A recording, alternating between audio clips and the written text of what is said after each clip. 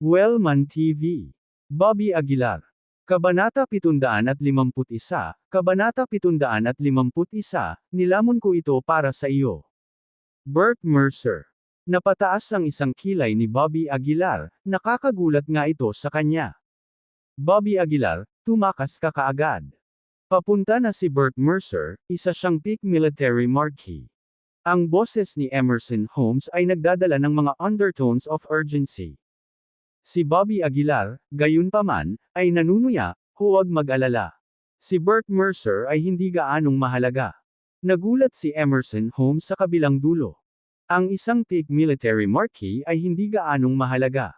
Nagyayabang ba si Bobby Aguilar o nagtitiwala?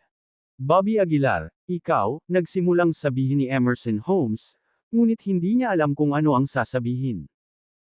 Pinutol ni Bobby Aguilar si Emerson Holmes at binago ang paksa. Emerson Holmes, dapat mong samantalahin ang oras na ito upang makuha ang suporta ng mga tao sa lalong madaling panahon. Gayun din, siguraduhing maunawaan ang Power Division ng Capital City Martial Arts Association. Sumagot si Emerson Holmes sa isang seryosong boses sa kabilang dulo, alam ko, ngunit ang lahat ay nasa ilalim ng kontrol ni MS Hayward ngayon, mayroon akong napakaliit na awtoridad. Tumawa si Bobby Aguilar, huwag mag-alala, gawin mo lang ang iyong makakaya sa loob ng iyong awtoridad, at mag-ingat. Pagkasabi niya nito ay ibinaba na niya ang telepono. Kung gusto nilang salakayin ang Capital City Martial Arts Association, kailangan nilang maunawaan ang kanilang power division. Bukod sa lalaking naka-purple robe, hindi alam ni Bobby Aguilar kung ang Capital City Martial Arts Association ay may mas malalaking lakas na nakatago, kaya hindi siya nang ahas na kumilos ng padalos-dalos. Lalabas na ako.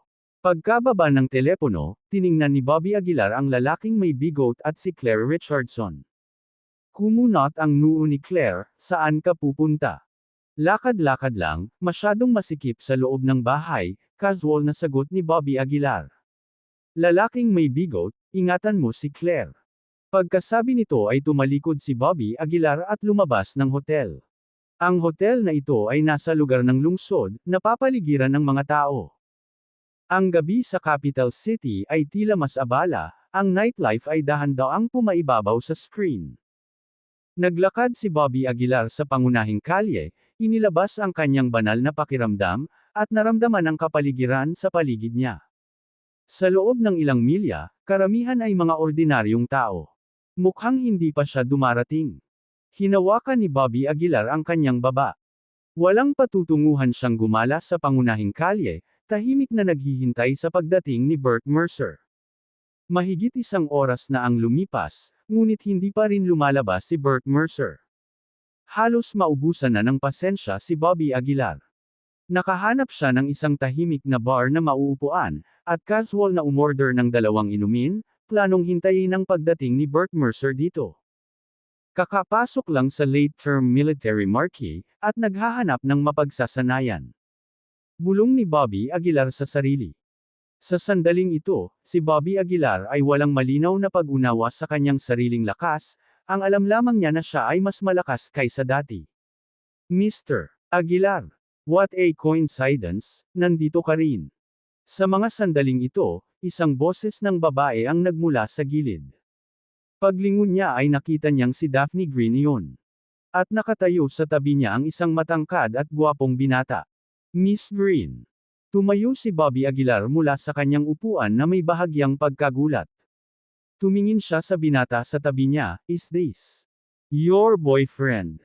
Natatawang iwinagayway ng binata ang kanyang kamay, ordinaryong magkaibigan lang kami. Matapos ipakilala ni Daphne Green, nalaman niya na ang kanyang pangalan ay Tyler Wright. Ang pangalang ito ay medyo hindi pamilyar, hindi pa ito narinig ni Bobby Aguilar sa kanyang henerasyon. Gayunpaman, ang aura ni Tyler ay napakalakas, kahit nasa rurok ng military marquee realm. Sa ganoong lakas, dapat siya ay sikat sa pyro. Ngunit ngayon, siya ay hindi naririnig, ay napakakaiba. Nang makita ang mga pagdududa ni Bobby Aguilar, natawa si Tyler at ipinaliwanag, hindi lahat ay gustong maging kilala, mas gusto ng ilan na manatiling nakakubli. Bahagyang nagulat si Bobby Aguilar. Noong una ay naisip niya na hanggat ang isang tao ay may malaking lakas, napakahirap na maging self-contained, pagkatapos ng lahat, mas malakas ang lakas, mas malaki ang responsibilidad. Ngunit ngayon tila, mayroon talagang hindi kilalang mga master sa mundo. Ang nakaraang Ice Palace, at ngayon Tyler Wright, Bobby Aguilar ay hindi kailanman narinig tungkol sa kanila. Miss Green, kung alin, may nakuha ka ba mula sa paglalakbay sa Mystic Realm? Tanong ni Bobby Aguilar. Tumawa si Daphne Green, sa katunayan, ang Mystic Realm ay isang lupaing mayaman sa mapagkukunan, hindi mapapantayan ng lahat ng nakaraang karanasan. Sabi ni Bobby Aguilar sa seryosong tono, "So, may nakuha ka ba sa Mystic Realm?" Sumagot si Daphne Green na may bahagyang panghihinayang, "Hindi, dahil ang oras ay masyadong maikli, at ang Mystic Realm ay mas malaki kaysa sa inaakala."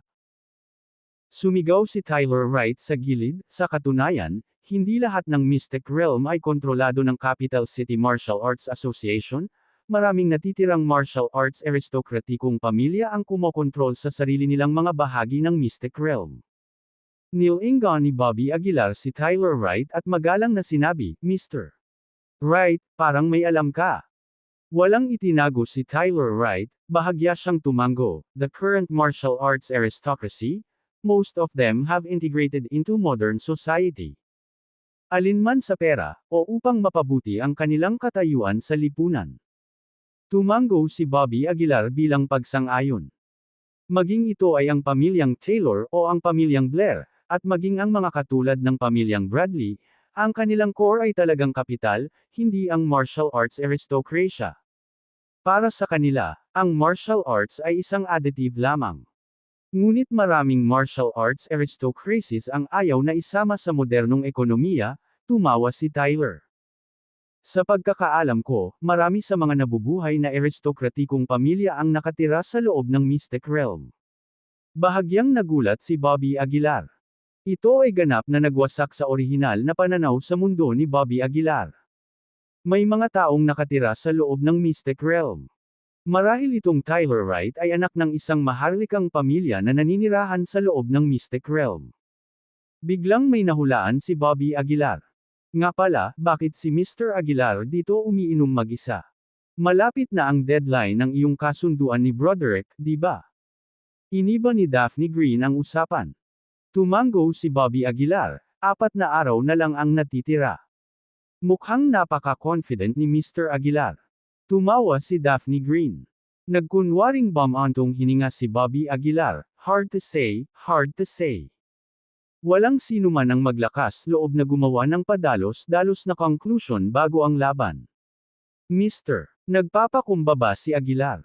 Sa bawat oras, iniisip ng lahat na tiyak na matatalo ka, ngunit sa bawat oras na lumikha ka ng isang himala, nakakagulat sa mundo. Tumawa si Daphne Green. Magsasalita pa sana si Bobby Aguilar. Nang maramdaman niya ang isang mabigat na aura na papalapit. Isang mahinang bakas ng mamamatay tao na espiritu ang nasa kanya, at ilang kilometro lang ang layo niya kay Bobby Aguilar at sa iba pa. May darating. Bago pa makapagsalita si Bobby Aguilar, seryosong nagsalita si Tyler Wright. Mr. Aguilar, may gustong pumatay sa iyo. Mukhang nagulat din si Daphne Green. Dahan-daang tumayo si Bobby Aguilar at umiling, "Hindi ko alam, siguro." Sa pagbagsak ng kanyang mga salita, isang maikling lalaki ang lumitaw sa pintuan ng bar.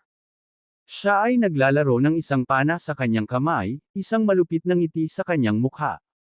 Bert Mercer. Nang makita siya, medyo nagulat si Daphne Green.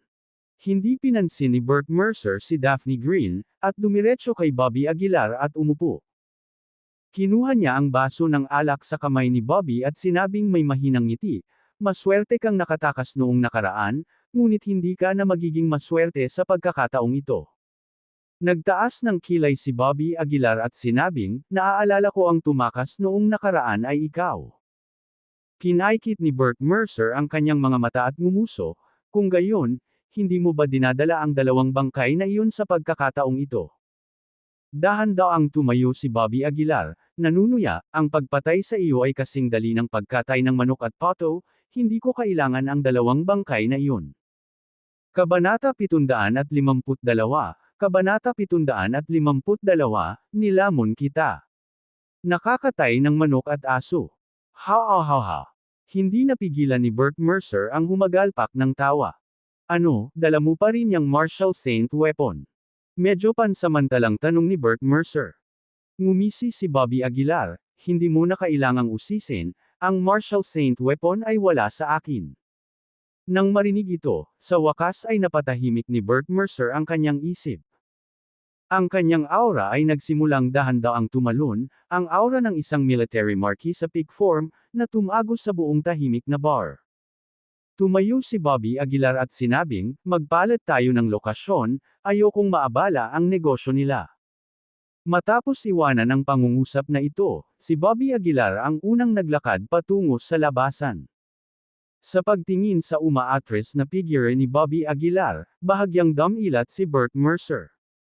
Bigla siyang umatake, ang kanyang mga paa ay kumikilos ng kasing bilis ng hangin, ang kanyang mga kamao ay walang awang sumugod patungo sa likuran ni Bobby Aguilar. Bobby Aguilar. Nakita ito ni Daphne Green at agad na sumigaw. Ngunit huli na para umiwas. Ang bilis ng isang military marquis sa peak form ay napakabilis. Klang! Tamang-tama ang kamao ni Bert Mercer sa likod ni Bobby Aguilar. Isang malutong na tunog ang umalangaw sa buong silid. Gayunpaman, ang napakabangis na kamao na ito ay hindi gumalaw ni Bobby Aguilar kahit kaunti. Dahan-daang lumingon si Bobby Aguilar, ngumiti, kahit isang palihim na pag-atake ay walang silbi, isa ka talagang basura. Bahagyang nagbago ang mukha ni Bert Mercer, at hindi sinasadyang umatras, baka sa mukha ang pagkaalerto. Hihintayin kita sa labas. Malamig na sabi ni Bobby Aguilar. Matapos iwan ang mga salitang ito, tumalikod si Bobby Aguilar at lumabas ng bar. Malamig na sumangot si Bert Mercer, saka mabilis na sumunod. Dapat ba tayong sumunod? Tanong ni Tyler Wright. Tumango si Daphne Green, tingnan natin. 10 kilometro ang layo, may isang abandonadong pabrika. Ito ay malungkot, walang anumang ilaw. Nakatayo doon si Bobby Aguilar, tahimik na naghihintay sa pagdating ni Mercer. Pagkalipas ng ilang minuto, may kumislap na liwanag sa harapan ni Bobby Aguilar, at pagkatapos ay nakita niya si Bert Mercer na may hawak na crossbow, nakatayo sa harapan niya. Bobby Aguilar, ngayon ang araw na mamatay ka. Malamig na sabi ni Bert Mercer. Walang ekspresyon at tinitigan ni Bobby Aguilar si Mercer, sumagot, mukhang hindi ka mahalaga sa Capital City Martial Arts Association. Bahagyang kumunat ang mga kilay ni Bert Mercer, at malamig niyang sinabi, ano ang ibig mong sabihin? Kung mahalaga ka, hindi ka nila pinadala dito para mamatay. Ngumisi si Bobby Aguilar. Ang mga mag-aaral ni Bert Mercer ay lumiit ng husto, galit na umungol, mayabang.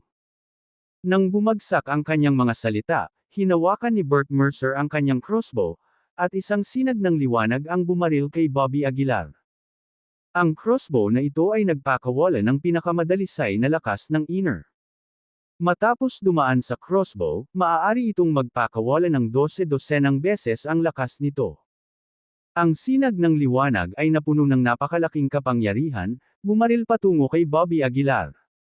Kalmado ang mukha ni Bobby Aguilar, nakakuyong ang kamao, tapos bigla siyang sumuntok. Boom! Ang malakas na tunog ay naging sanhi ng pagyanig ng lupa at pagtaas ng usok. Ang malungkot na sirang pabrika, naging alikabok sa isang iglap. Sa ilalim ng kamaong ito, naputol ang sinag ng liwanag mula sa pana. Sa kabaligtaran, si Bobby Aguilar ay nanatiling kalmado, na tila hindi naapektuhan. Bahagyang nagbago muli ang mukha ni Bert Mercer, malamig na bamulong, napakatigas ng katawan. Gamitin ang anumang galaw na mayroon ka. Tahimik na tinitigan ni Bobby Aguilar si Bert Mercer sa kanyang harapan. Ngumisi si Bert Mercer, huwag kang masyadong matuwa, ang nangyari ay isang pagsisiyasat lamang, ngayon sa pangunahing paksa. Sa pagbagsak ng mga salita, biglang tumaas ang figure ni Bert Mercer. Ang crossbow sa kanyang mga kamay ay kumikislap, na para bang ito ay gumagawa ng kakilakilabot na kapangyarihan. Kaluskos. Sa crossbow, may tunog ng kakaibang ingay. 100 lighted slash. Sa isang dagandong mula kay Bert Mercer, ang kanyang crossbow sa kanyang kamay ay biglang pumutok na may maliwanag na ilaw. Kaagad, hindi mabilang na mga bola ng liwanag ang binaril patungo kay Bobby Aguilar.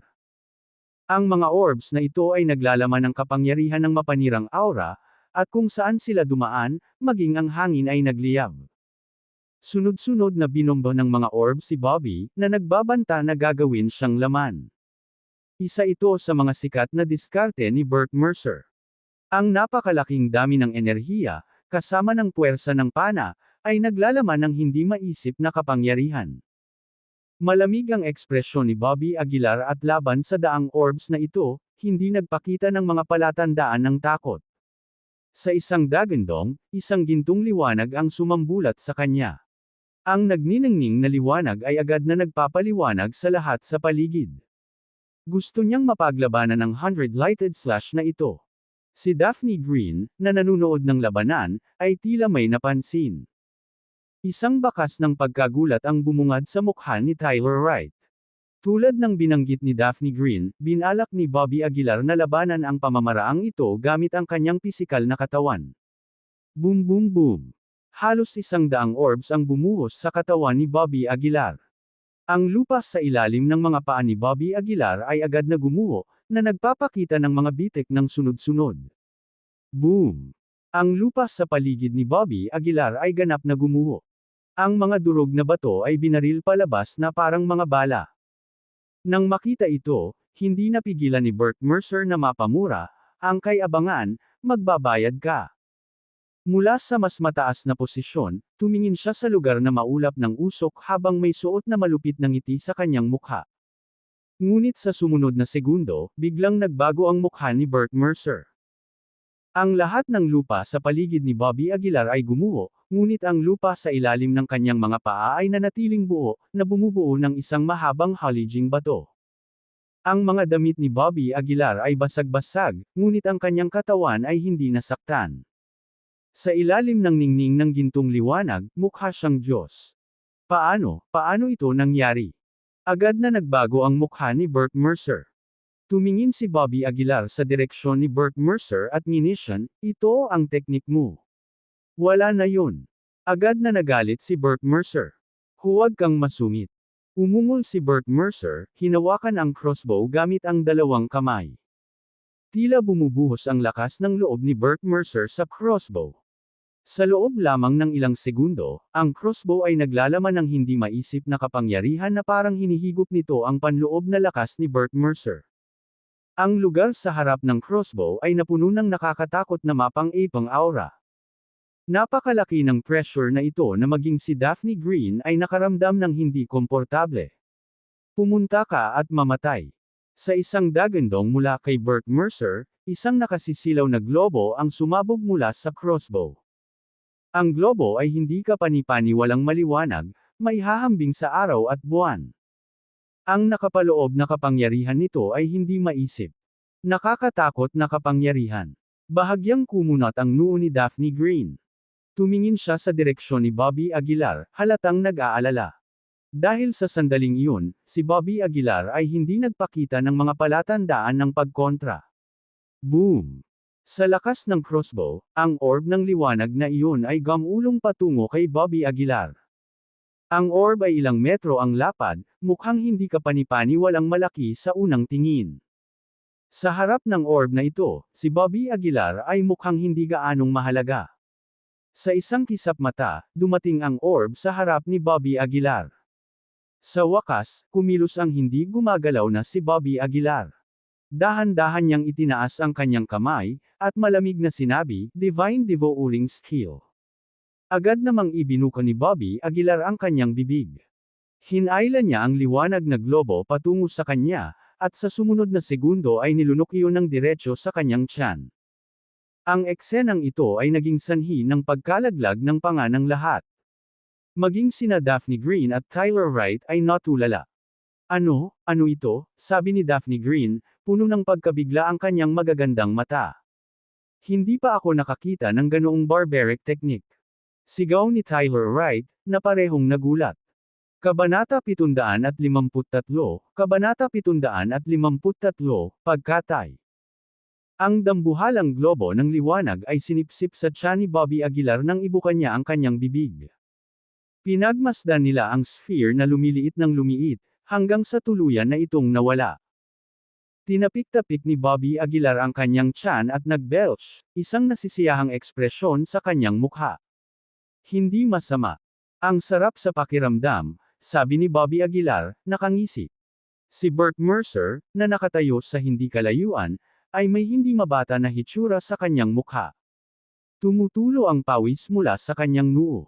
Paano? Paano ito posible?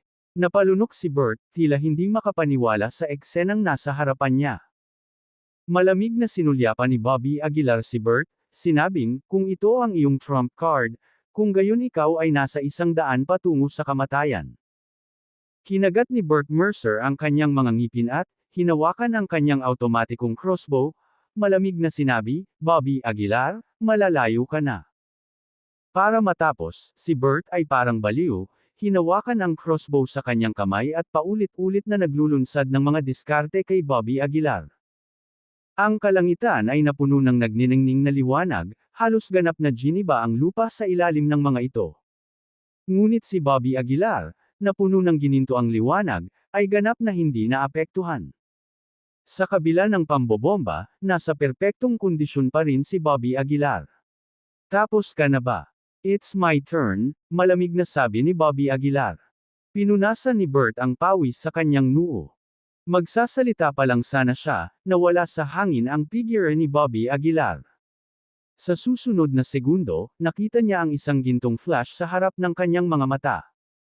Pagkatapos, isang higanteng kamao ang bumagsak sa automatikong crossbow. Boom!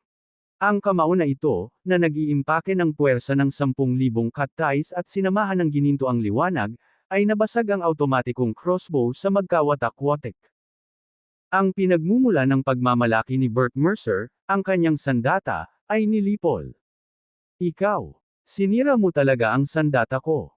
Namutla si Bert Mercer. Ngumisi si Bobby Aguilar, sa pagkakaalam ko, karamihan sa iyong kapangyarihan ay nagmumula sa sandata na ito, tama ba ako? Namuti ang mukha ni Bert Mercer, ngunit wala siyang sinabi. Kung wala ang sandata na ito ngayon, ang iyong peak form of military marquee ay, natatakot ako, walang iba kundi walang laman na pagyayabang, tumingin si Bobby Aguilar kay Bert na may malamig na kinang ng pagpatay sa kanyang mga mata. Kinagat ni Bert ang kanyang mga ngipin, at umungal, Bobby Aguilar, huwag kang masyadong mayabang. Pagkasabi noon ay hinawakan ni Bert ang kanyang kamao at marahas na inindayog si Bobby Aguilar. Kahit na si Bert ay, pagkatapos ng lahat, sa peak form of military marquee realm, ang kanyang kapangyarihan ay walang sinasabi. Ngunit ang suntok na ito ay damapo kay Bobby, ngunit hindi gaanong kalmo ang natamo. Sa halip, ang suntok ay sumakit ng husto sa kanyang sariling palso. Ito. Umatras ng ilang hakbang si Bert, isang kurap ng takot ang bumabalot sa kanyang mukha, bago siya nagtangkang tumakbo. Ngunit paano siya mabibigyan ni Bobby Aguilar ng pagkakataong iyon? Isang malaki, gininto ang kamay ang lumitaw, na sumasakop sa langit at lupa, at damapo ng patag kay Bert, itinulak siya sa lupa. Isang malaking handprint ang lumitaw sa lupa. At ang katawan ni Bert ay halos lapiin sa isang meat patty. Bago pa makabangon si Bert, may isang gintong kamao na ang bumagsak mula sa langit. Boom! Sa lakas ng suntok na ito, nabasag on the spot ang gulugod ni Bert. Dose-dosenang mga buto ang agad na nadurog hanggang sa pulbus. Sinubukan ni Bert na bumangon, ngunit nalaman niya na kung wala ang suporta ng kanyang mga buto, hindi siya makatayo. So, ito ang peak form ng military marquee realm. Wala lang, malamig na tumingin si Bobby Aguilar kay Bert. Masakit na sinabi ni Bert, iligtas mo ako. Nakikiusap ako. Iligtas mo ako. Patawarin kita. May dugo ka sa iyong mga kamay, at nabuhay ka ng maraming dekada. Oras na para magbayad ka, malamig na sabi ni Bobby Aguilar.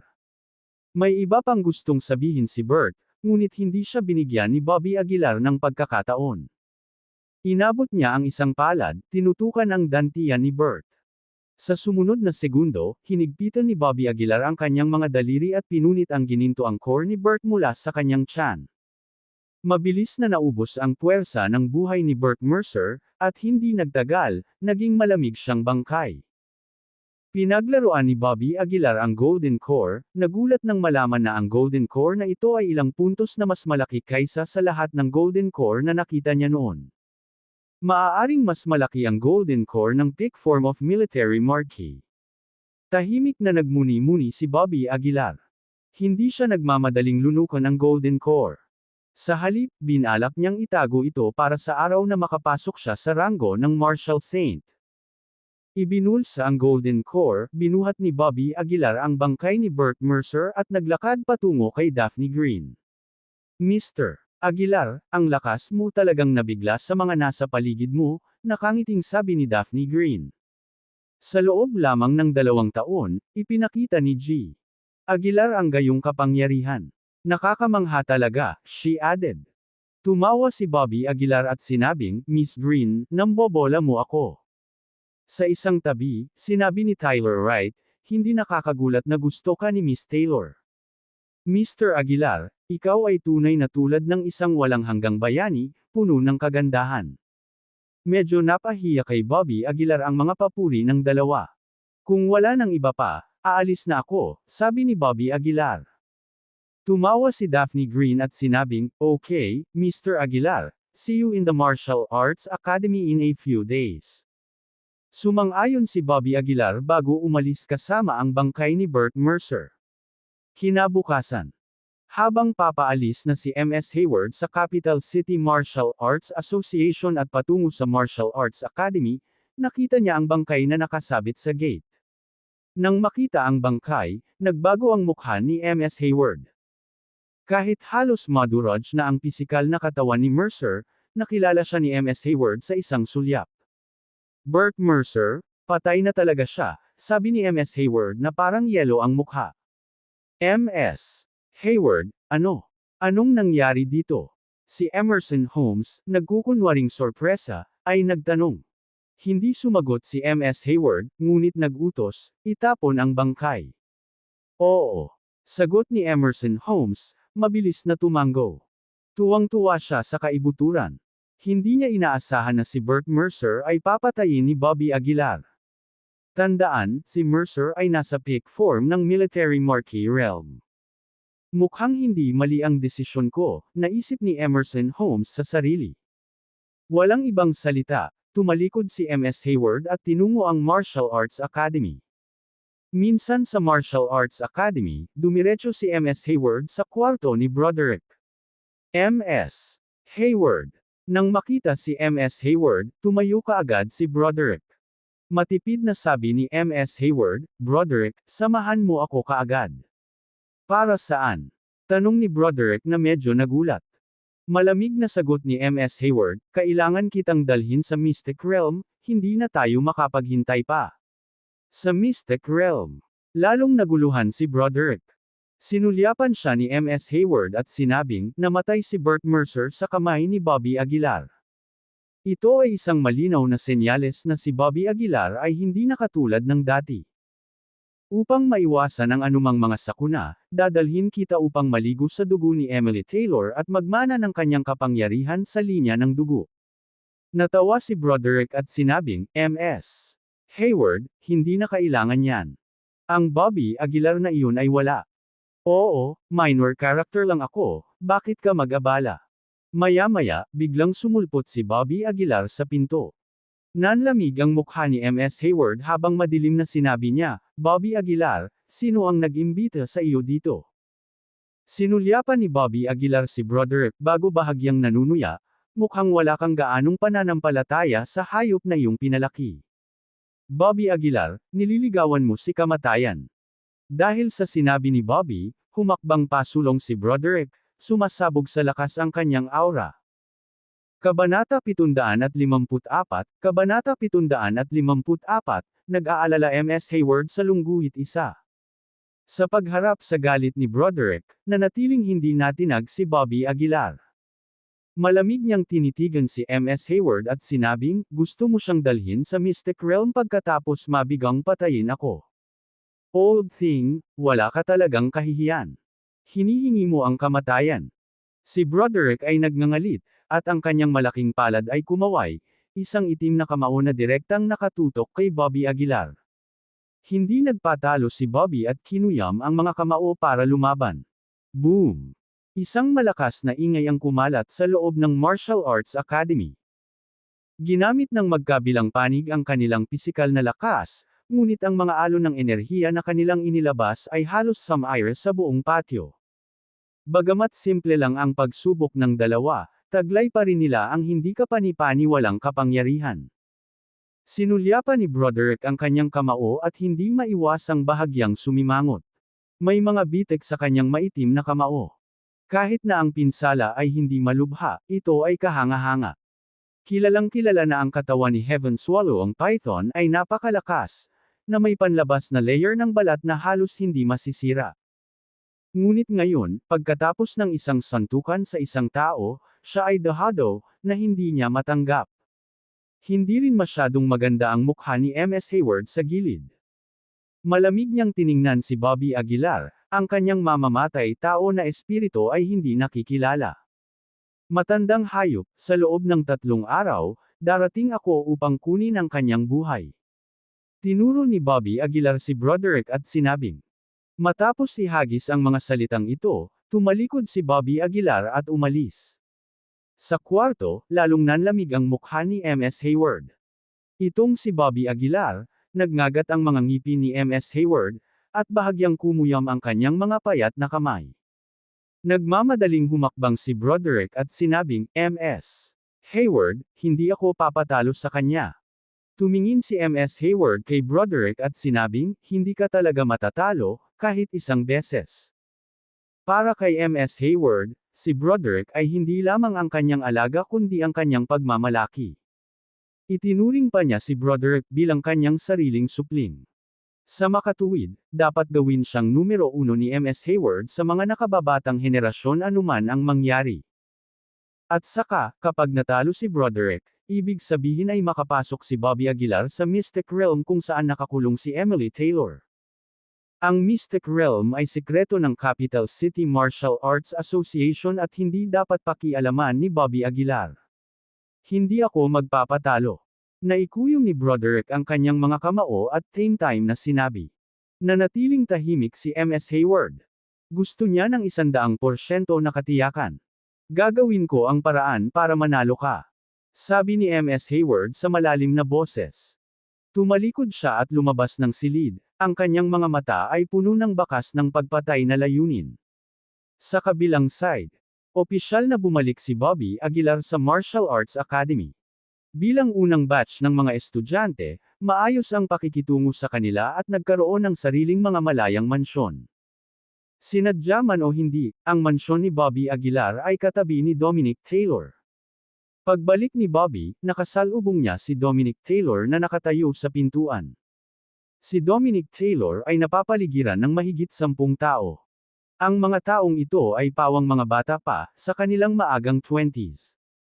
Mula sa kanilang hininga, ang pinakamalakas sa kanila ay kakapasok lang sa Martial Marquee Realm, habang ang karamihan ay nasa half-step Martial Marquee Realm.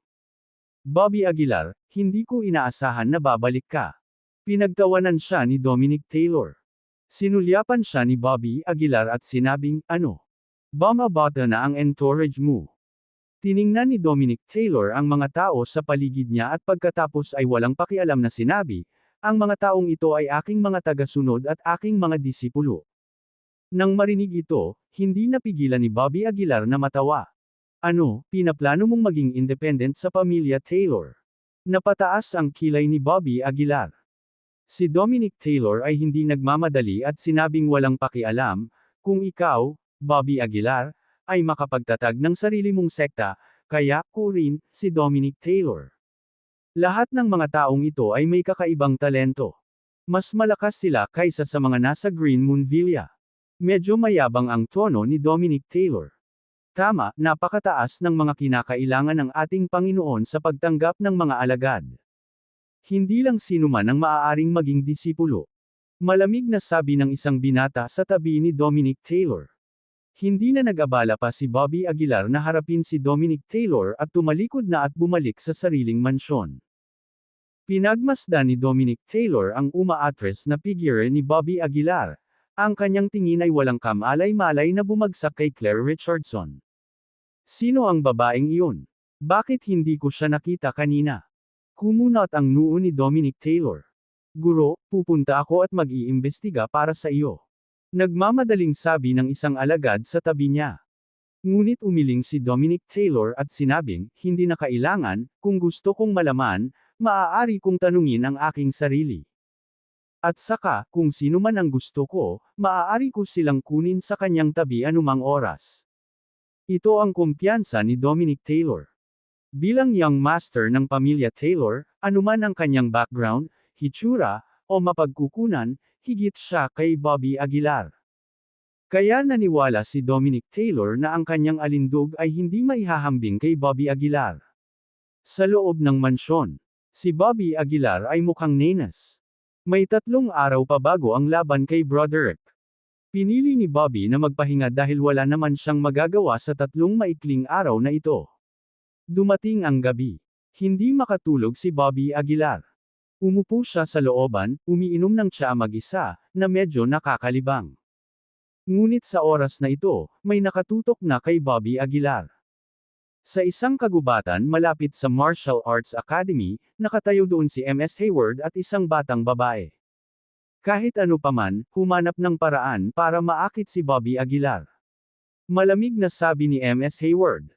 Hindi naintindihan ng babaeng nasa harapan at sinabing, MS Hayward, sa kakayahan mo, bakit kailangan mo ng tulong ko?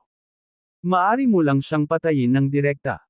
Malamig na tiningnan siya ni MS Hayward at sinabing, kung mag-aartista ako sa loob ng Martial Arts Academy, hindi ba ito magiging public spectacle?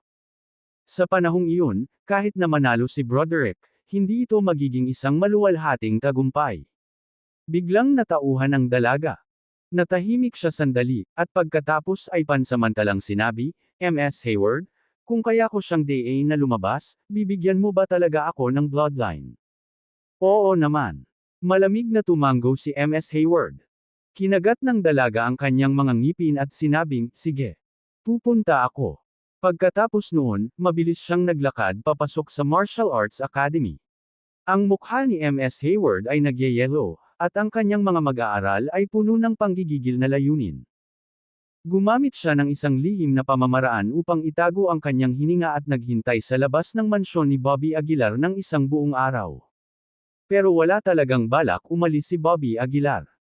Dahil walang ibang pagpipilian, pumili si MS Hayward ng isang mag-aaral mula sa Martial Arts Academy at hiniling sa kanya na humanap ng paraan para linlangan si Bobby Aguilar na lumabas. Munting hayop, tapos na ang iyong oras. Malamig na sabi ni MS Hayward na may yelong mukha. Kabanata 755, Kabanata 755, Pag-frame at entrapment sa lungguhit isa. Sa loob ng mansyon. Si Bobby Aguilar ay nakaupong mag-isa sa ilalim ng liwanag ng buwan, bahagyang inaayos ang kanyang paghinga. Habang lumalakas ang kanyang lakas, ang kahirapan sa pagpapabuti ng kanyang kaharian ay naging mas mahirap. Maraming tao ang mananatili sa isang tiyak na kaharian sa buong buhay nila, at maraming mga henyo ang titigil bago makarating sa isang tiyak na kaharian. Habang nag-iisip si Bobby Aguilar, isang magandang figure ang lumitaw sa pintuan. Pagtingala niya, nakita niya ang isang babaeng may hubog na figure na nakatayo sa pintuan. Sumulyap si Bobby Aguilar sa kanya at kumunat ang noo, sino ka? Magalang na naglakad ang babae patungo kay Bobby Aguilar na may magaan na hakbang. Nagpanggap ng nakakaawang poster, bumulong siya, Mr. Aguilar, isa akong ordinaryong miyembro ng Martial Arts Academy. Ako, kamakailan ay nakaranas ako ng ilang mga paghihirap, at wala akong ibang pagpipilian kundi ang humingi ng tulong sa iyo. Nakaranas ka ba ng ilang mga paghihirap? Bakas sa mukha ni Bobby Aguilar ang pagtataka. Patuloy ng babae, oo, hinahabol ako ng grupo ng mga tao. Ngayon ay nagtatago sila sa labas ng Capital City Martial Arts Association. Kapag lumabas ako ng pinto, mahuhulog ako sa mga kamay nila. Sa pagtingin sa nakakaawang babae sa kanyang harapan, isang bakas ng panunuya ang sumilay sa mukha ni Bobby Aguilar. So anong gusto mong gawin ko? Tanong ni Bobby Aguilar. Nagmamadaling sumagot ang babae, pakiusap tulungan mo akong patayin sila. Hanggat patay sila, ligtas ako. Mr. Aguilar, gagawin ko ang lahat ng gusto mo kung tutulungan mo ako. Ngumisi si Bobby Aguilar, bakit kita tutulungan? Kung hindi mo ako tutulungan, wala akong magagawa kundi ang mamatay, mahinang bamulong ang babae. Ano ang kinalaman ng buhay o kamatayan mo sa akin? Kilala ba kita? Malamig na tanong ni Bobby Aguilar. Ibinuka ng babae ang kanyang bibig upang magsabi ng isang bagay, ngunit ikinaway ni Bobby Aguilar ang kanyang kamay upang pigilan siya. Hindi kita tutulungan. Umalis ka, malamig na sabi ni Bobby Aguilar. Mr. Aguilar, ako. Sabi ko umalis ka na, hindi mo ba maintindihan? Malamig na sabi ni Bobby Aguilar. Walang pagpipilian, ang babae ay tumayo, clench kanyang ngipin, at lumabas. Si Bobby Aguilar ay hindi isang taong nag-uumapo sa simpatiya. Isa pa, ang mga salita ng babae ay puno ng butas at mahirap paniwalaan. Sa kakahuyan, ikinwento ng babae ang pangyayari kay MS Hayward. Saway ni MS Hayward na may malamig na mukha, walang kwenta. Kung hindi mo kayang gawin ito, paano kita pagkakatiwalaan? Ibinuka ng babae ang kanyang bibig, kinagat ang kanyang labi at bamulong, si Bobby Aguilar ay immune sa pambabola. Hindi talaga siya naniniwala sa sinabi ko. Ako, bang! Bago pa matapos ang sasabihin ng babae ay bigla na lang siyang sinampal sa dibdib. Ang sampal ay nagpa-atres sa kanya, halos madurog ang kanyang dibdib, at umagos ang dugo mula sa kanyang bibig. Ang matinding sakit ay nahirapan siyang huminga, at ang kanyang magandang mukha ay namutla. Pagtingin niya, nakita niya si MS Hayward na malamig na nakatingin sa kanya. MS Hayward, you? Itinuro ng babae si MS Hayward, punong-puno ng di paniwala ang mukha nito. MS Hayward sneered, this will make it more believable. Humanda ka, humanap ka ng paraan para linlanggan siya. Ang mukha ng babae ay naging hindi kapani-paniwalang pangit, ngunit wala nang babalikan ngayon. Naipit siya sa pagitan ng isang bato at isang matigas na lugar. Kaya lang niyang tiisin ang sakit at tumungo muli sa mansyon ni Bobby Aguilar. Makalipas ang mga 10 minuto, muling lumitaw ang babae sa harapan ni Bobby Aguilar. This time, nakakatakot ang itsura niya. Nakakabigla ang bumagsak niyang dibdib, at patuloy na umaagos ang dugo mula sa mga sulok ng kanyang bibig. Mr. Aguilar, please help me, or I will die, masakit na sabi ng babae. Nang makita siyang ganito, hindi naiwasang sumimangot si Bobby Aguilar. Hindi maiwasang mapangiti ni Bobby Aguilar sa kanyang puso. Nang tatanggi na sana si Bobby, may lumitaw na ibang figure sa pintuan. Ito ay walang iba kundi si Dominic Taylor.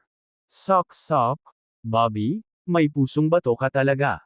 May humihingi ng tulong sa iyo, hindi ka man lang natinag. Mapanuksong wika ni Dominic. Sinulyapan siya ni Bobby at sinabing, kung hindi mo matitiis, huwag mag-atubiling tulungan siya mismo. Nagkibit balikat si Dominic at sinabing, hindi pwede, ikaw ang hinihiling niya, hindi ako. Sok, wala bang nag-aangkin na pumanig sa mga ordinaryong tao? Ngayong may humihingi ng tulong, nananatili kang hindi natinag ang pagkukunwari. Nagpatuloy sa pangungutya si Dominic. Nang marinig ito, dahan-daang tumayo si Bobby. Tumingin siya sa babae at kinusat ang mga mata, bibigyan kita ng isang pagkakataon. Sabihin mo sa akin, sino ang nagpadala sa iyo? Ang mga mata ng babae ay kumikislap sa gulat, at siya ay nagmamadaling nagsabi, walang sinuman. Walang nagpadala sa akin. Mula sa kanyang ekspresyon, mas naging sigurado si Bobby sa kanyang mga iniisip.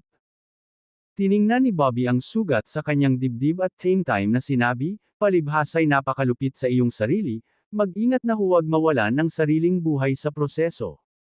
Nang marinig ng babae ang sinabi ni Bobby, nagdikit ang ngipin at bahagyang ibinaba ang ulo. Pagkatapos ng ilang sandali ng pagmumuni-muni, sinabi ni Bobby, mauna ka na, malapit na ako. Mabilis na tumango ang babae at sinabing, salamat, Mr. Aguilar. Pagkaalis ng babae, diretsyong lumabas ng pinto si Bobby. Sok, nag-uumapo ang simpatya mo, di ba? Nang makitang pumayag si Bobby na tumulong, muli siyang tinuya ni Dominic. Sumulyap si Bobby sa kanya at sinabing, bakit lumaki ang gago mo sa mukha mo? Lumayo ka sa akin, ang baho mo. Biglang nanlamig ang mukha ni Dominic. Ngumuso siya, bastos kang nilalang. Hindi na nag-abalang kilalanin ni Bobby si Dominic, sa halip ay tumalikod na siya at lumabas ng mansion, dumiretso sa Martial Arts Academy. Sa kakahuyan, malamig na tinitigan ni Ms. Hayward ang babae. Kalahating oras na ang lumipas, nasaan siya? Malamig ang boses ni Ms. Hayward. Mabilis na sinabi ng babae, Ms. Hayward, sinabi niya talagang pupunta siya dito, please. Wait a bit longer. Gayunpaman, naiinip na nagsalita si Ms. Hayward, ikaw na hanggal na babae, niloko ka na naman ba niya? Hindi, nangako talaga siya sa akin. Bakas sa mukha ng babae ang gulat. Pinaningkitin ni Ms. Hayward ang kanyang mga mata. Magsasalita pa sana siya, may naramdaman siyang presensya na papalapit sa kanila. Nandito siya. Isang malamig na ngiti ang lumitaw sa mukha ni Ms. Hayward. Maya-maya pa ay bumungad sa kanila ang figure ni Bobby. Ms. Hayward, nandito na siya. Excited na bulalas ng babae. Hindi umimik si Ms. Hayward ay tahimik lang na nakatitig kay Bobby sa di kalayuan. Ms. Hayward, huwag mong kalimutan ang bloodline na ipinangako mo sa akin. Maingat na sabi ng babae. Tumingin sa kanya si Ms. Hayward at saka ngumisi, huwag kang mag-alala, hindi ko malilimutan, syempre. Habang nauupos ang kanyang mga salita, biglang inabot ni Ms. Hayward ang kanyang parang kuko na kamay, na tinamaan ang ulo ng babae. Sa isang crack sound, nabasag ang ulo ng babae. Isang walang sinumang nagnanais ng bloodline. Anong maling panaginip? Si Ms. Hayward ay nagsalita ng masama. Nang makita ito, umiling si Bobby bilang pagbibitiw. Binalaan na niya siya, ngunit ang kanyang sariling mga pagnanasa sa huli ay humantong sa kanyang kamatayan. Walang awa ka talaga. Hindi ka ba natatakot na masira nito ang iyong reputasyon? Tumingin si Bobby kay Ms. Hayward at malamig na sabi. Mahinahong sagot ni Ms. Hayward, ikaw ang pumatay sa kanya. Bakit ako matatakot? Sinamantala ni Bobby Aguilar ang isang babaeng estudyante at pinatay siya para pagtakpan ang kanyang mga ginawa. Habang nasa likod ang kanyang mga kamay, casual na nagsalita si Ms. Hayward.